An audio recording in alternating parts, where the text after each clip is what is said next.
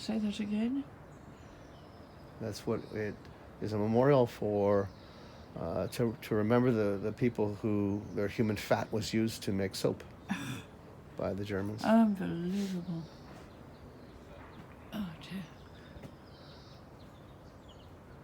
So what you have here is a very, very unique cemetery. That's because beautiful. you can see that there's two styles here. There are sort of horizontal and vertical, representing both Sephardic and Ashkenazi.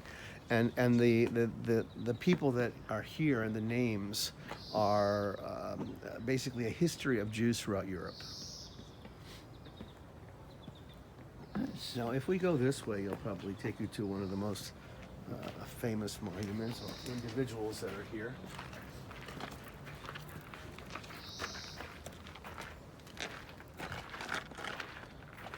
This is the famous philosopher. That's quite a story about a little boy. And This one, do you read it? No, the one you were looking at. Oh. The night of his death, he just asked, he wanted to be in airplanes and trains, and so the family made it. Derrida was a famous philosopher. Oh, yeah? And you can see that they came from Algeria. They were born in Algeria. Uh-huh. And a large percentage of the Jews in south of France, including Marseille, came from Algeria. Because remember that for example, in Marseille, the Jewish population was wiped out. They were not protected by the Italians. But today, there are 80,000 Jews, the second largest population in France, third largest in Europe.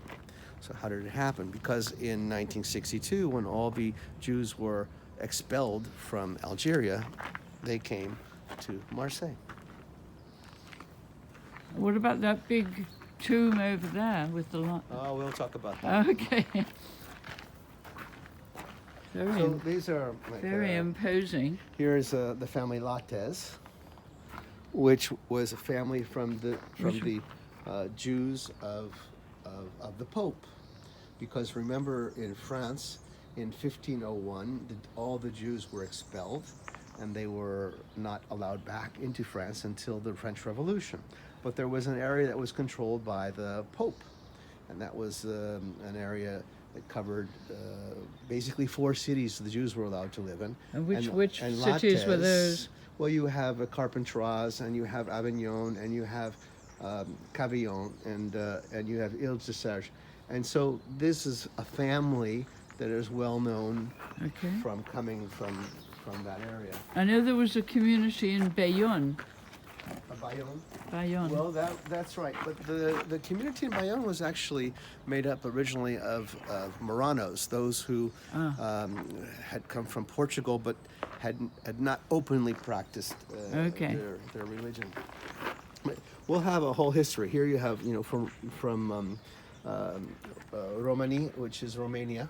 Yes. So you have almost dozens. You have dozens and dozens of different letterings and names and places people came from. And this name is probably the one you know. Which one? Alfred Van Cleef. He started the jewelry company. Oh. And really? Van Cleef Arpels. Yes, Arpels yes. was the name of his wife's family, and 3 of the members of her family joined in with Alfred. And where was he from? Well, originally Van Cleef is a German city, so they were originally from Germany. Then they moved to Amsterdam. They were involved in the diamond business, Of course. and he was living here. And the family, though, tried to hide the fact that they were Jews. And still to this day, it's a very dark secret in some respects that the family was Jewish. Right. How fascinating. So do you have a list of all the names? Yes, actually I do. You see, Loeb, now that's the origin of my name. Loeb is lion. All right. Yeah. So because I'm writing the history of the whole cemetery and the people, where they came from, where their families were from. So how many people are here? Well, I don't know if it counts the newer portion. Yeah. But there were, on my list, there are 1,595. 1,595. Okay. So this monument, this big one,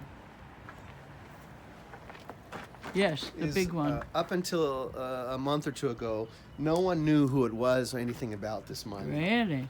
And What? There's no name on it? yes, there's a name on it, but no. But the people who had done the research didn't find who it was. And did you? Yes. And who was it? This is the family is a Russian family called the Polyakovs. Oh, that's And the you. Polyakovs are one of the wealthiest families in Russia, Yes. or they were before the Russian Revolution. And the Polyakovs built the railroads, a large percentage of the railroads in Russia, but they were also involved in finance and banking and many, many other things. Oh my God, the light. And this is actually an unknown funeral sculpture by Raffaele Romanelli. And Romanelli was a very, very, very famous sculptor. And this funeral art is not listed among the academics who have worked on him. They didn't know about this sculpture, and the people here didn't know either. Is his name on here? Yes. Mm-hmm.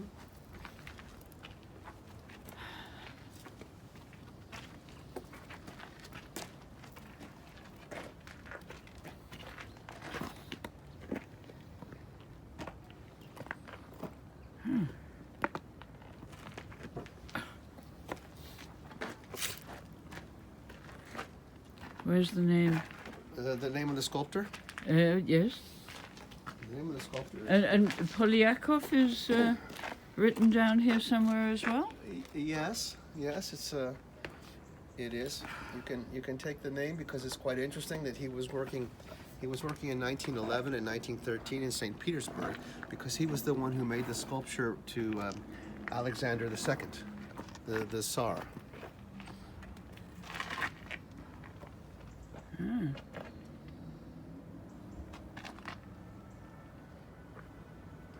Very beautiful. So it appears this chunk had broken off. A few chunks have broken off. So these are, hopefully, will be part of the restoration process that we're doing here. The This is cemetery is more If you beautiful. go more towards the middle, you'll be able to see the names. Oh. I can't get past it. It's really difficult. Okay. Oh, it goes way up there. Wow. Here, you will see tombstones like this, or others that are only written in Hebrew. Yeah. And some of these tombstones will come from the prior cemetery, which was in the Place Garibaldi.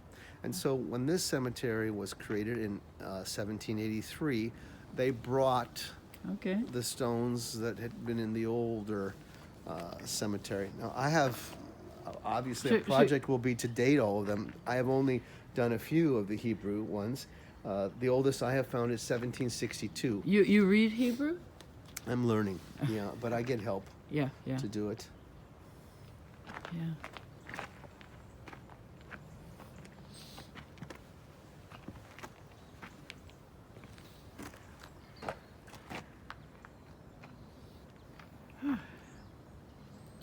Well, my arm is aching, so I'm going to stop the video. Thank you very much.